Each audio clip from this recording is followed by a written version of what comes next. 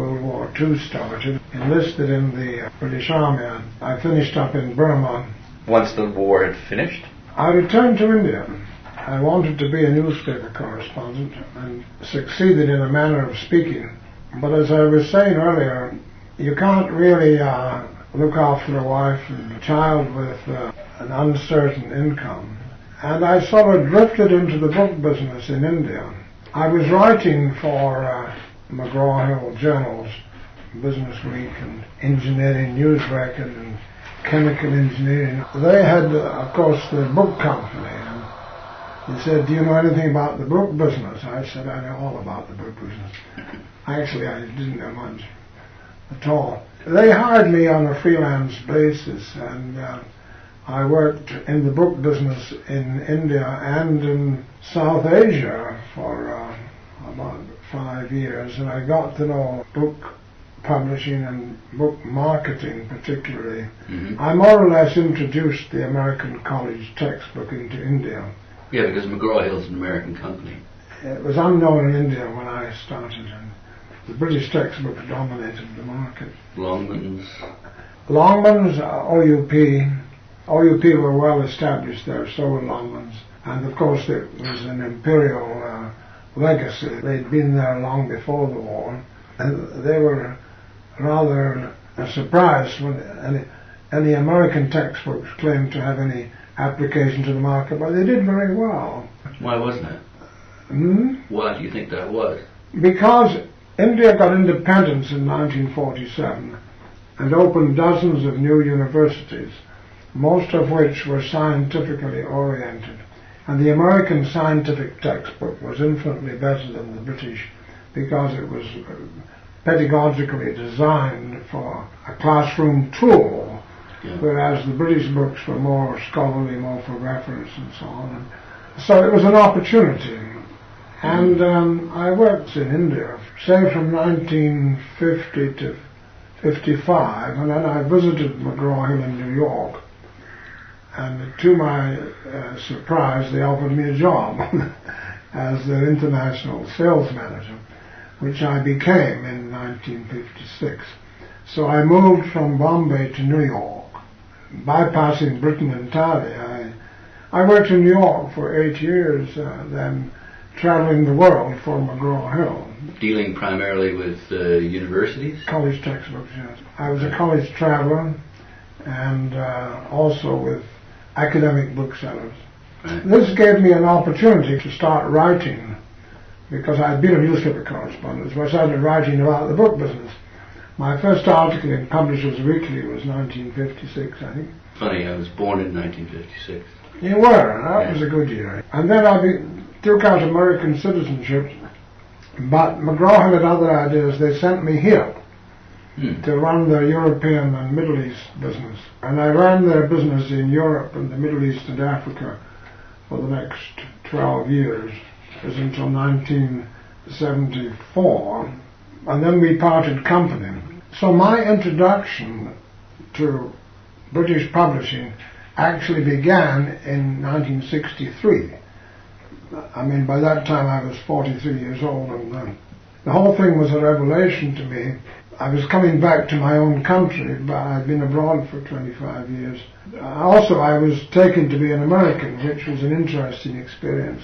There was a good deal of anti-Americanism in the country, and the publishing business here was very uptight about any American intruders. It's kind of ironic, isn't it, then, 25 years down the road, they're all owned by them. To prove my head. But of course, the Americans are quite aggressive, including McGraw-Hill. We tried to buy Penguin in 67, and that was when the agglomeration of publishing was starting. The big corporations were beginning. Everybody was buying everybody and selling as well. Yeah. So when I came here in 63, the book business in this country was dominated by really 4 publishers, Longman, Macmillan, OUP, and Collins. Collins were mainly trade publishers, Longman were mainly educational, Macmillan was mainly trade, OUP was everything. And they were all privately owned. Well, Yeah, kind of dynasties, weren't they? They were dynasties. Family dynasties. Macmillan was run by Harold Macmillan in the background. Longman was run by Mark Longman. And I got to know them all because I got onto the council of the Publishers Association and gradually got into the inner circle of British publishing. It took a few years. Well, you had to tell them you were a Scot first. I didn't tell them, I let them find out. Okay. And gradually it began to work. And of course it was just the moment when publishing was beginning to expand and to become modern. McGraw and I parted company in 1974. You know, there comes a time in a corporation when you no longer belong. And I did work for them for 24 years, so I guess that was a sign of a quite good relationship. Good run, yeah. And then I was offered the chairmanship and chief executiveship of Butterworths, which was an unbelievable experience. I'll show you my second book in Butterworths. You've got the official history, but I couldn't write the full story then because a key participant was still alive and he would have sued for libel if I'd written. But after he died, I wrote it. Is that Bond? No, Bond died in 42. Maxwell then? No, Maxwell never bought Butterworths. He tried in 1967, but Butterworths was bought in 67 by what was then IPC, which became Reed International. Before I joined them in 74, they'd been owned by Reed International for 7 years, but Reed International didn't know what to do with it. It was this venerable legal publisher, Nigel, an unbelievable monopoly. The leading legal publisher in the country. They were part of the establishment. All of the top legal people regarded Butterworths as an institution. Stanley Bond, who founded the company, well, his father gave it to him in 1899. And he was a single-minded genius who established these great multi-volume works, on which the company was still living.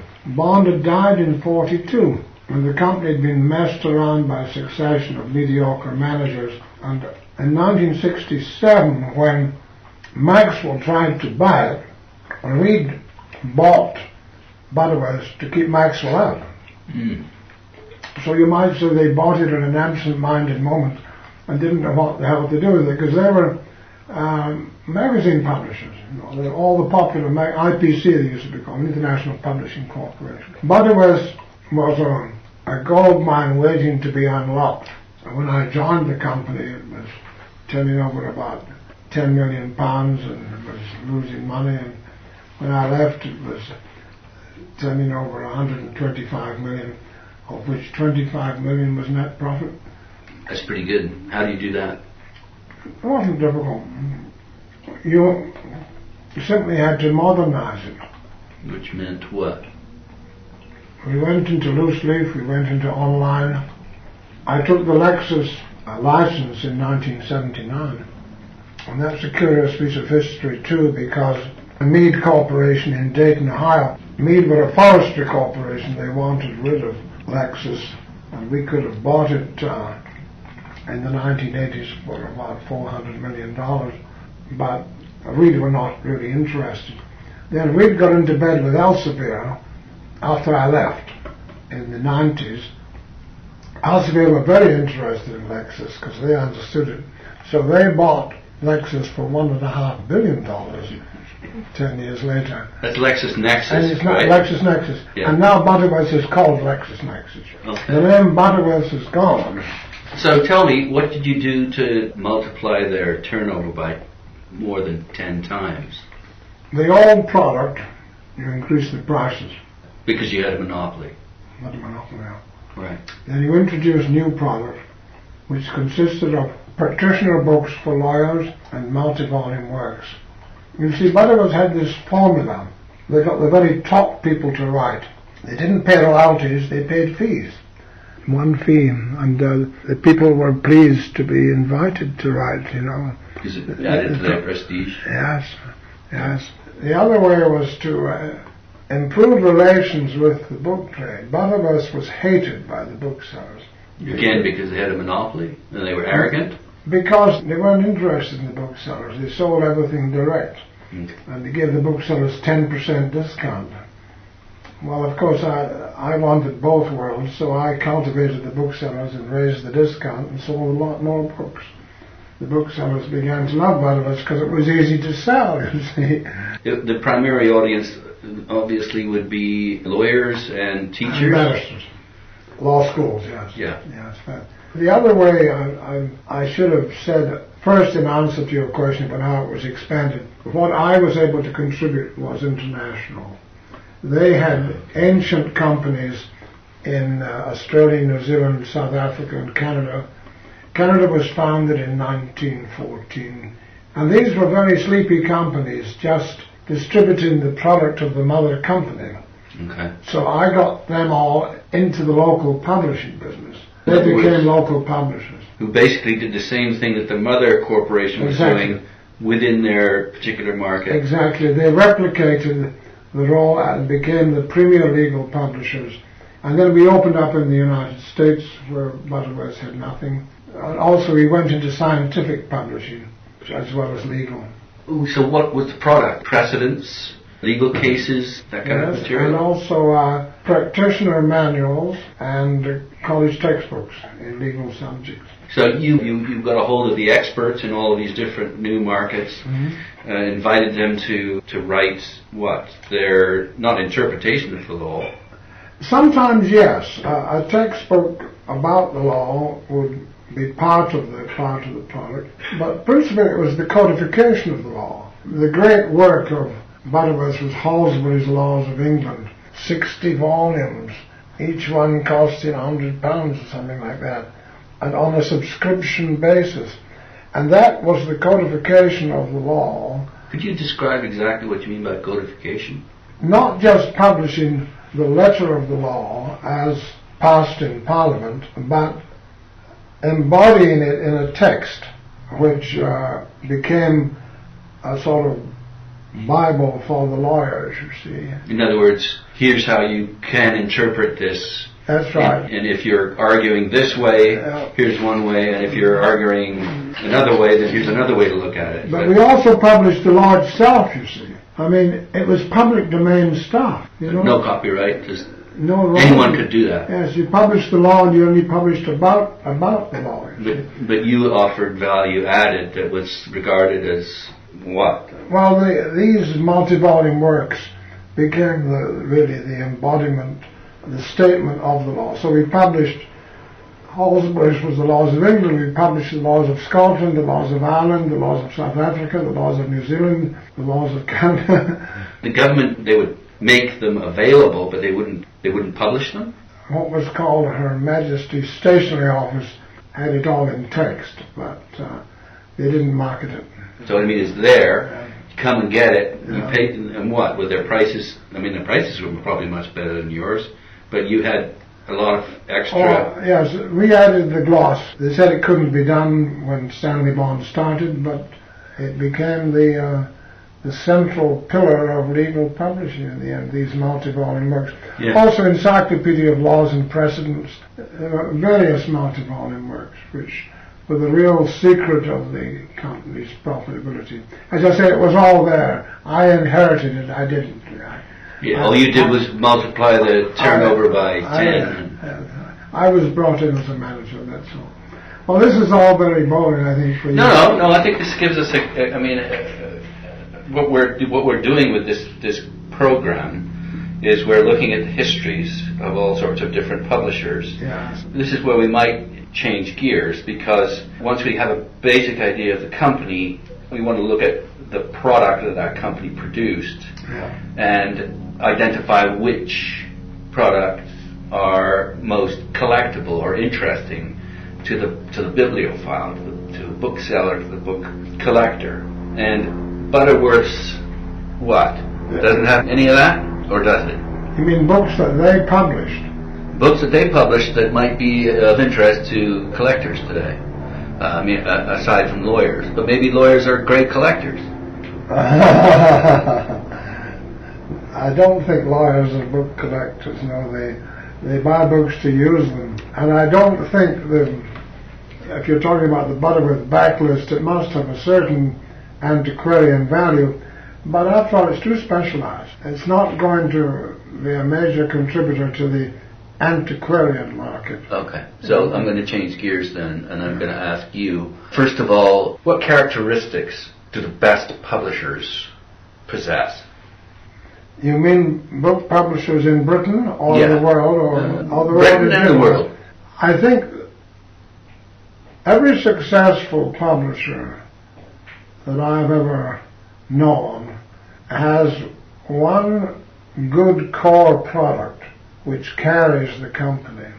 Just imagine Oxford University Press without its dictionaries. I mean, that's where the money is. Imagine Longman without its books to teach English. And that core product is generally created by one individual who in the old days was the owner of the company. And these successful companies, the people who started them and ran them, they were editorial geniuses. They weren't good at marketing and they weren't often good at finance. So if you can add to that core product, That vision. yeah, that vision and that identification of need, Alan Lane and paperbacks and so on, then what the company needs after that, in addition to that, is a strong marketing operation, and that's where many publishers are weak. And this reflects the attitudes of these editorial geniuses who basically feel that once they've made the product, it's done. Because it's great and people will realize The that. world will come, you know. Yeah. It isn't so. You've got to go out and sell. And I think in British publishing, marketing was the great weakness. It was complacent, somewhat the inheritance of the imperial economy. They didn't sell to the market, they bestowed on the market. Yeah. But the thing is, the great ones did that. Alan Lane was a fantastic marketer. Yeah. Jonathan Cape was a great salesman. So I suppose if you can get that all in one person, that's rare, but that's one identification.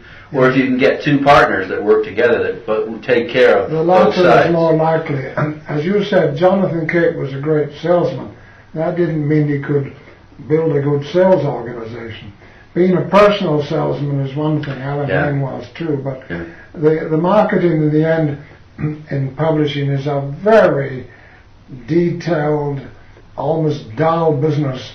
Selling books, as you know, is not like selling other product, because each title has to be sold separately. And this means an enormous amount of detail work with which the owner of the company may not be ready to do it, you see. He needs a very strong, who can be a partner or can be an employee. And of course the other thing is the finance. The big corporations, American and British and European, did bring financial skills to publishing, which it was sadly lacking. That's one of the things that you think was responsible for the Americans coming in and sort of taking over then. It wasn't until the 1960s when the Americans began to coagulate themselves into not multinationals but into conglomerates, when the media companies started to move into book publishing like CBS and Xerox. So, well, they've been greatly criticized for, damaging the soul of publishing and only being interested in money and so on.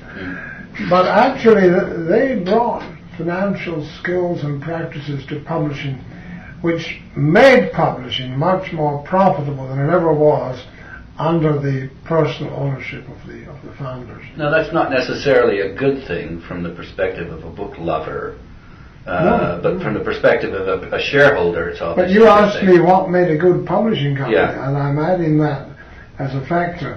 When you say good, I assume you mean profitable.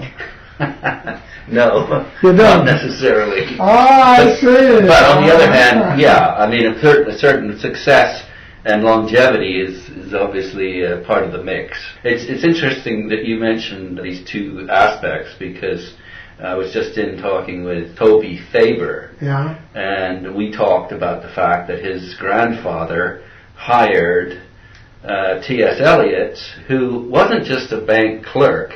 He was very accomplished. He was an accomplished banker. Yeah. And that unity of creativity and financial smarts.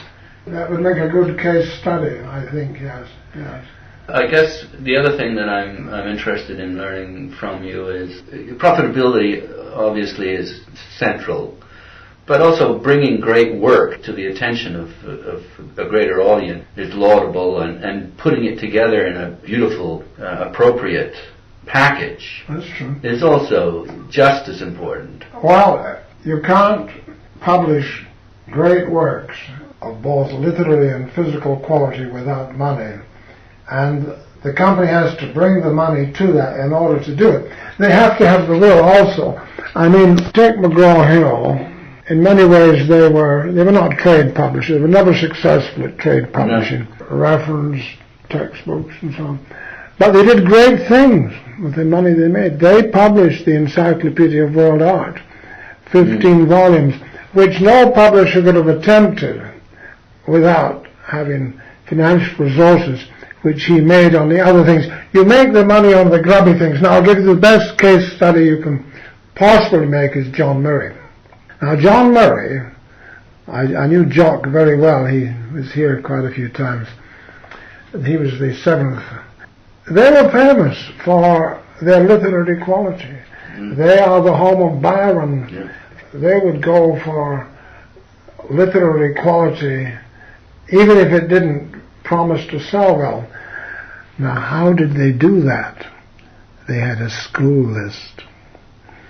John Murray's core, the core part of it, was their school list. That sort of sounds a bit mundane, but it made the money, and everyone sort of reveres them for being Byron's. That's right, but they couldn't have done it without the school list. Right. Which was quietly, school publishing, once you've got a good list, sells every year, the schools will always be there, and it's highly profitable, low discount, and sells in bulk, And John Murray could not have survived without their school list in the 20th century. They made money in order to spend it.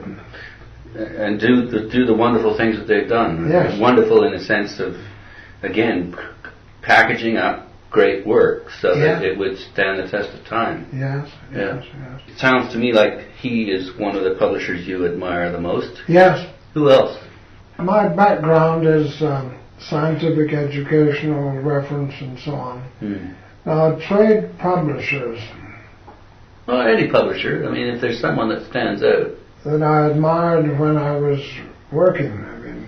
Just if there's a particular hero that you might have had. Well, certainly Jock Murray would be top of the list.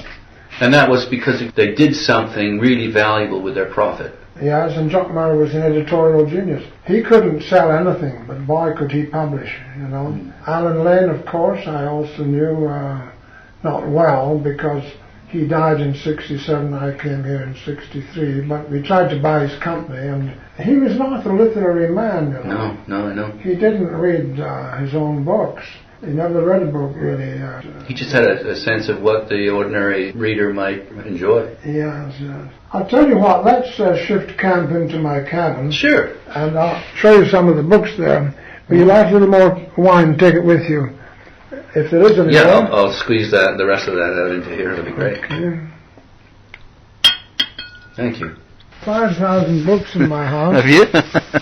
And I'm in process of doing something that might intrigue you. Yeah. I don't have much longer to live. Yeah.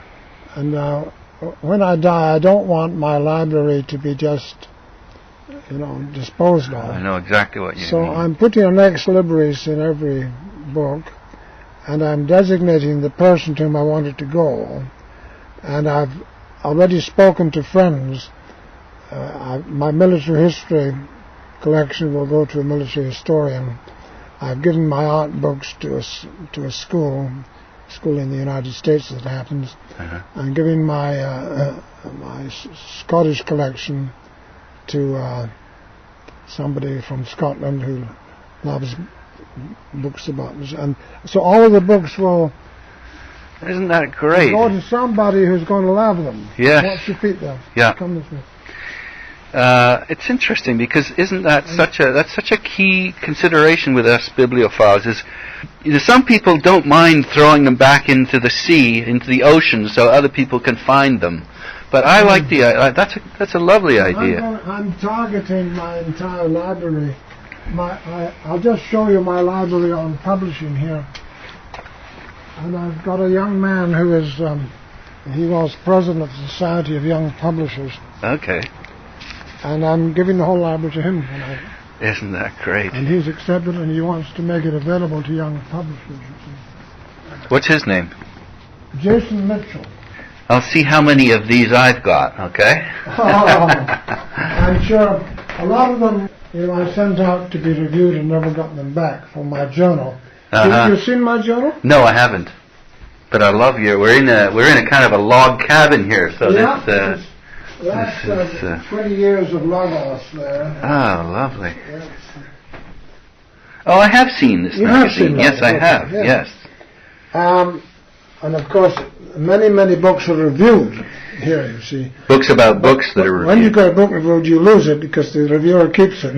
Yes. I do have a few here. That's why I review books, to get them. I know.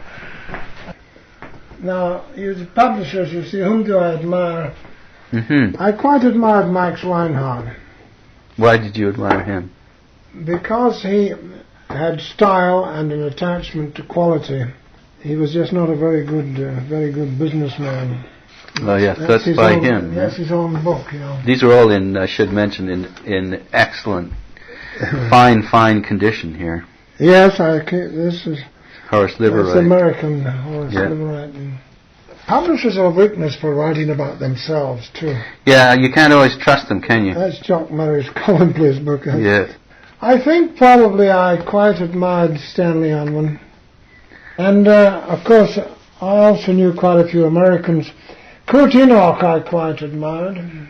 He built the New American Library, the big paperback. He was a German refugee, arrived penniless in New York in 1940, and built a great publishing empire.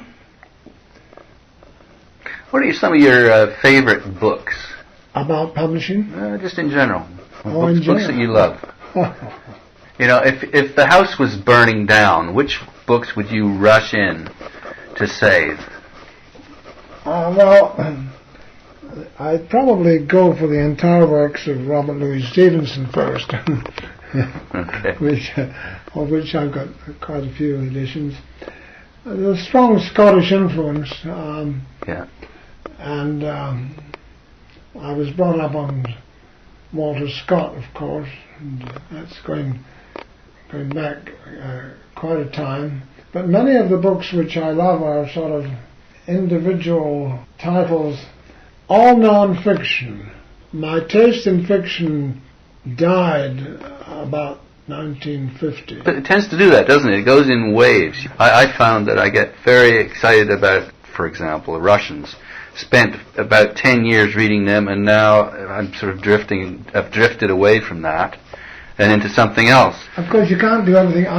We all become specialists, so my reading has been mainly biography, autobiography, politics, and history. Right. Again, let's shift gears then. We've talked about publishers that you admire. What about books as object? That's not so important to you? It's more as content? Oh yes, content. I have some antiquarian books in the house, but I'm not really a collector. Then let's shift again to what you're doing with Logos. I sold it after 20 years to the Dutch publisher Beale. They didn't get started very quickly, but they just produced the volume for last year. Could you tell me what Logos is? It's an idea I had, which I turned into a journal. What it is basically, Nigel, is an attempt to demonstrate that all of the book professions are one, starting with the author, the editor, production, publishing, bookselling, libraryship, the reader. They are all part of a unified process. institution, Yeah. really. And secondly, that all of the published industries of the world have common interests. What it's about is the connection between the book professions. Okay, so let's just, for argument's sake, say it's a way for everyone in the industry to have a look at best practices in other parts of the industry? Exactly. Yeah. It's for librarians to learn from booksellers and publishers to learn from authors. And it's all written by professionals. It's not an academic journal. It's a professional forum. Yeah. I mean, nobody gets paid. And so you basically pulled together all sorts of articles on the institution of bookmaking. It's about practice. It's not an academic journal. There's very little by academics. It's mainly by practicing publishers, practicing booksellers, practicing designers, practicing indexers. And here's what we do. That's right. And here's how we do it. Telling the rest, you see. Right. Do you have thoughts on where this institution is headed? Yes, I do. Running through this whole 20-year enterprise, that's the literature of the book, by the way, another project, is the analysis of the conflict between the electronic and the print. And the broad conclusion I have reached is that the electronic publishing, which has been so much disliked by the traditionalists, has actually become a unifying factor. It has forced the different components of the book, starting with the author and finishing with the reader, to see that they are all one. So I see it as a positive influence. And of course it's transforming publishing as we speak. But I don't regard it as the demolition of publishing. I think they're in partnership. So that was another project. I asked various authorities to choose the best books about books. Oh, great. These are the headings. I got the actual books free from the publishers, and they were exhibited at Frankfurt and London and various schools, and they're now lodged in Oxford as a library of the literature of the book. And that's been sold. It's been published commercially quite widely. So again, it's a bibliography put together by people who are actually part of the business. Descriptive bibliography put together by experts. The ones who would know, what's real and what's bullshit. They're all subject experts, you see. Right. They are specialists. They're not like me, a broad generalist. Just in closing down, why do you love the book business? I love the book business because it's an extension of my life. I was educated in the time when books were absolutely central. It goes back to my school days when a book was something to be revered, and that was planted in me. But the expression of the love of books in my life didn't begin until after the war, because I was otherwise engaged. But then I fell in love with the printed word, both as a reader and some kind of author too. Mm-hmm. That's my other book, by the way, which you may not have seen. No. It's a book of essays about the book business. Mm. It's about ideas. Right. And communicating them, obviously. Less. The word communication is a mechanical word. I'm interested in the journey, not the vehicle. Put it that way. What do you mean? Communication is nothing, It's the telephone and the internet and. What are you proudest of? In the book sense?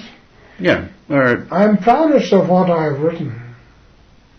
I've written 4 or 5 books, and they're all different. I think probably my war memoir is the thing I'm proudest of. What's that called?